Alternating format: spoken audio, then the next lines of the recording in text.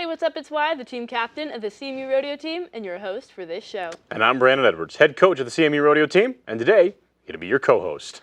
Welcome back to another episode of Rodeo Recorded. Now, I apologize that we fell a week behind. I told you we were going to bring you a new episode each week, but I didn't take into account that last week was spring break. And unlike the rodeo team, CMU-TV got a week's vacation. But we are back now and ready to fill you in what happened 2 weekends ago at the Weber Rodeo. Well, that weekend we traveled to Tremont, Utah for the Weber State Rodeo, and it was a good weekend to pack some muck boots if you thought you were going to get your socks wet. But luckily, we didn't have to deal with any of the snow sticking inside the indoor arena. Now, our Lady Mavs didn't have quite as much success as they did in Twin Falls, but we did have one average champion and a few highlights to be proud of. In this show, we will recap all of the thrills, spills, and triumphs from each weekend's rodeo. We're bringing you the most exciting moments from the arena. From heart-pounding bull rides to stunning barrel runs, we'll relive the highs, the heartbreaks, and the jaw-dropping action that kept fans on the edge of their seat. So, whether you miss the show or you just want to experience it all over again, we've got you covered. Saddle up and let's dive into the wildest rides of the Weber State Rodeo. This is Rodeo Recorded.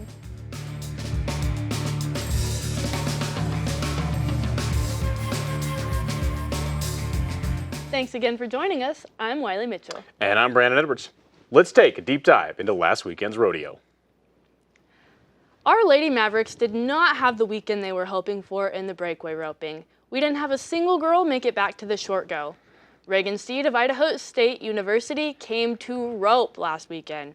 She was a 2.9 in the first round, a 2.9 in the short go, and took the average win with a 5.8 on 2 head. The fast time of the weekend went to Ashley Barrett of Utah Valley University with a smoking 2.5. She was a 3.5 on her second calf, which placed her second in the average with a 6.0, and contributed to her becoming all-around eligible. I'm optimistic that next week we'll get to talk about some of our other Mavericks doing a little better in the breakaway roping, but until then, let's pass it over to Brandon to hear about the team roping. Well, unfortunately, I've got the same thing to report as Miss Wiley. Still no Mavericks in the short round of the team roping at Tremont, but it wasn't for lack of effort. We had some of our athletes take good shots on their steers in a very tough setup, and some things just didn't pan out for our favor. Now, Idaho State University teamed up with Utah Valley University for the long round and the average win. Jet Van Beesen and Hayden Roundy won the long round with a blazing 5.4-second run and took second in the short round with a 7.9. The short go itself, though, that went to the Bowler brothers from Southern Utah University. Blake and TJ stopped the clock at 6.4 to win the short round and pick up a few extra go-round and average points. All right, now time for the fun. Let's talk about the strongest events the Mavericks have been dominating in this year, the goat tie-in. Justice Jones took the average win yet again. Her 7.1 and 6.8 won her both rounds and the average. Shay Grogan tied an 8.4 in the long go to bring her back in the short go. I redeemed myself from the weekend before and placed fourth in the long round with an 8.2. I was a little longer than I would have liked to be in the short go with a 9.0, but did become all-around eligible as well. So we're looking at the positives here. Now, Mackenzie Betts made the short go in the barrel race. The freshman from Alaska, her and her horse Remy ate up the pattern in the indoor arena and stopped the clock at a 15.87 in the first round, putting her inside the top 5. Now, the ground in this short round was a little shifty, and a lot of horses were coming up a little bit unsure of their footing and stumbling, and one even went all the way down. But Mackenzie and Remy handled it pretty well, clocked a 15.94, and the cowgirl walked away with 60 points on the board for this weekend. Now, Mackley Larson came in with a vengeance after having to sit out the first rodeo of the season for some mixed up paperwork and eligibility, but her 15 and 18 after being 11th on the ground paired with their 15.27 in the short round gave her the perfect 180, the weekend that everybody is shooting for. And she won both rounds and the average, and I'll say her horse was not affected by the ground at all as he was the last one out on Saturday night's performance. Overall, our Mavs did well, but there's always room for improvement. And we know what to work on and practice on as we prepare for our home rodeo. So now that we've looked at each event individually, let's take a look at this week's short go photo. Last weekend, we had 3 goat tires and 1 barrel racer in the short go photo. And, in case you're curious, I am in fact wearing Brandon's hat in that picture. You think I look good in it?